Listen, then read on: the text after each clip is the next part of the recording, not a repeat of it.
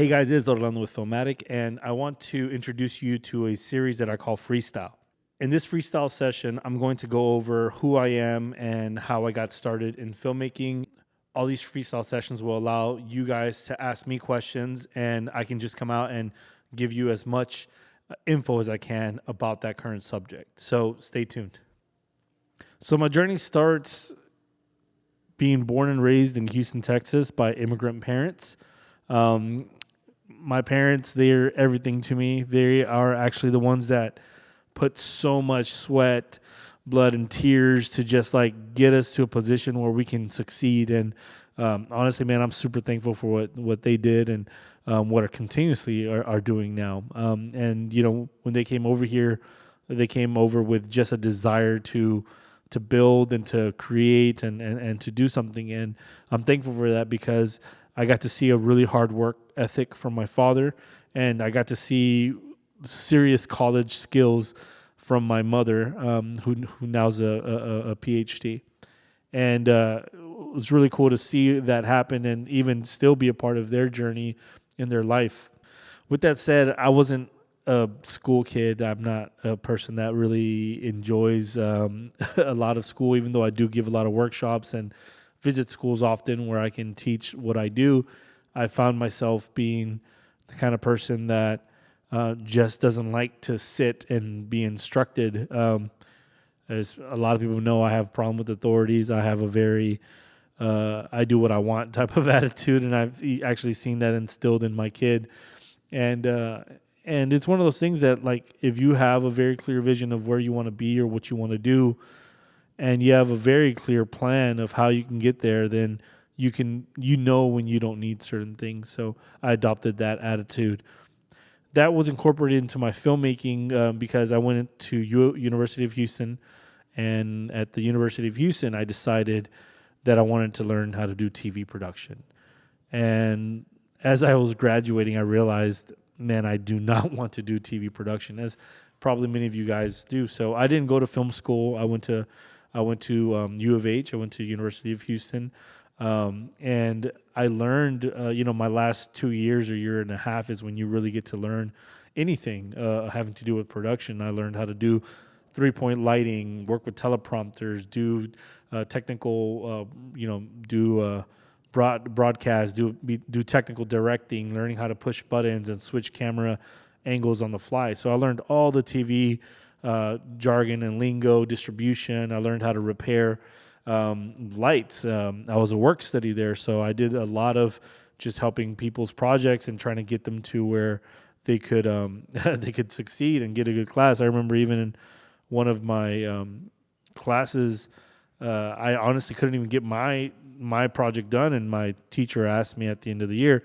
why should I even give you an A? And I said, hey, can you just go ask all your students and see who helped them with their projects? And I got the A that year. So I appreciate that because they actually took very good care of me and put me in a position to win in college. So I don't even think right now that college is for everyone, but at least for me, I was able to show that, there's some people on my end. I was able to at least see that there are people who care about you and want to see you succeed. And I met a lot of great people, people that I love to this day, good friends of mine that have gone to go do amazing things all over. So I really appreciate that. After that, I started working with a production company or a one-stop shop. At the time, I already had worked in graphic design and print and web design, and I was trying to find a way to fuse all these things together. This is all pre-YouTube, all that stuff. And I found myself at a studio helping maintain all their equipment, maintain their clients. I was learning business back end, and I found out very quickly that it just wasn't for me. And from there, I moved into an agency. I learned the agency life. I learned how the entertainment industry is. I learned about the entertainment industry. I learned that I really didn't like that. I didn't like having to go to clubs super late at night to get a check from somebody. I mean, it was just so many different things that, that took me away from filmmaking. And it got to a point where I was like, nah, you know what? I need to focus on what I really want to do. Growing up, my father I mean, growing up, we had a massive collection of VHS tapes and DVDs and Blu-rays.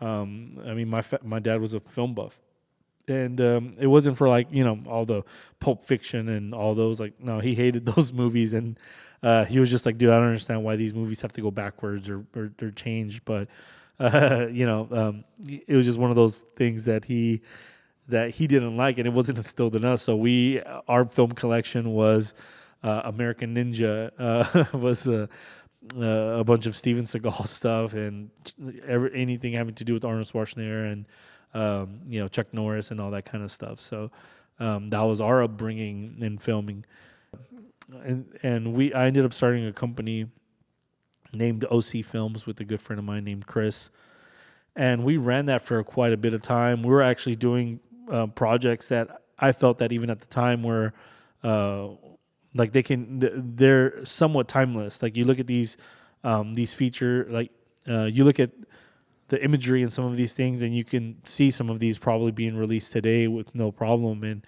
I was even impressing myself with how nice some of these things were being done. And I realized quickly that you need that you don't need a massive crew. You just needed people around you that were like-minded, that wanted to create. And surely enough, man, that business started doing pretty well.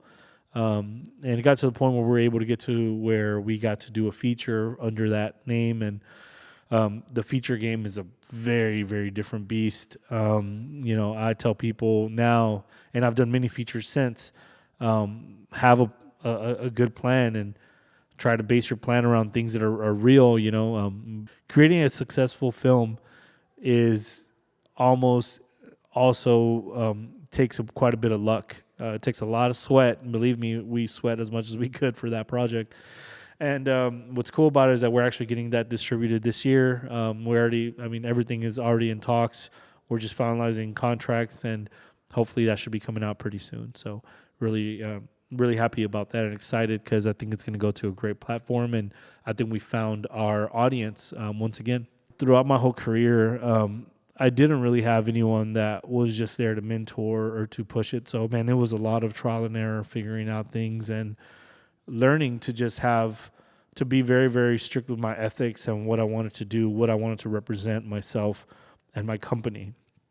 And luckily, I was able to later on to connect with. Later on, I was able to see that the other people that I could connect with that have the same ethics and morals, or my brother, my wife, we're able to create FILMATIC, and since then we've been pushing as much as possible. So I'm a cinematographer by trade now. I first thought I was going to be a director, realized that a lot more people like my eye than they like my brain. So I was able to create some really cool visuals. And since then, I've worked on all kinds of commercials, narrative features. I've got to meet some very interesting people. I mean, I can't even think of how many high-end companies I've worked with at this point. And the thing that really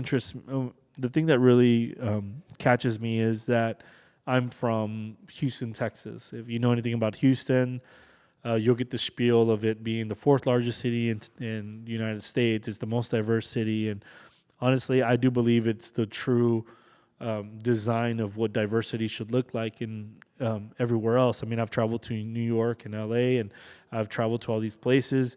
They say those places are diverse, but it's very, very forced. They're very segregated still. And in Houston, you have this really, really cool melting pot that really has happened here. And the more you think about that, you would think that there would be a bigger film industry presence. And there is. I mean, don't get me wrong, we get 1 to 2 major features maybe every year to 2 years. We're talking about at least $1 million production or above. There's many productions that happen here, documentaries, but none of them are being done by the locals. It's a lot of people coming in from out of town and things like that. So for me to be able to prosper from a small city like a small film city like Houston, it shows that anyone can do it. Coming from someone like myself that came from humble background, from growing up in in Acres Homes, Texas and Houston, and being able to be on some of the sets that I've been on and being able to represent that has been very humbling in it has been very humbling just to be able to work on those sets and be able to see friends and everyone else have their businesses grow because we're attached to it. And I'm super thankful for that. So, literally, I just want to have this conversation and share a little bit of who I am and what I've been doing here as a cinematographer. And I also hope that you can build up your career and create those things without thinking that it's not possible. Yeah, we do some pretty cool stuff, and I hope that you guys can give us a follow and subscribe, and I appreciate you guys sticking around for this freestyle. And if you have another idea for freestyle, just put it in the comment, send me a DM. I hope that I can just come in, plug in, turn the camera on, and record this real quick, and then send it out to you guys. So I appreciate it. Have a good one, and I'll see you guys on Instagram and anywhere else you guys want to chat. Take care.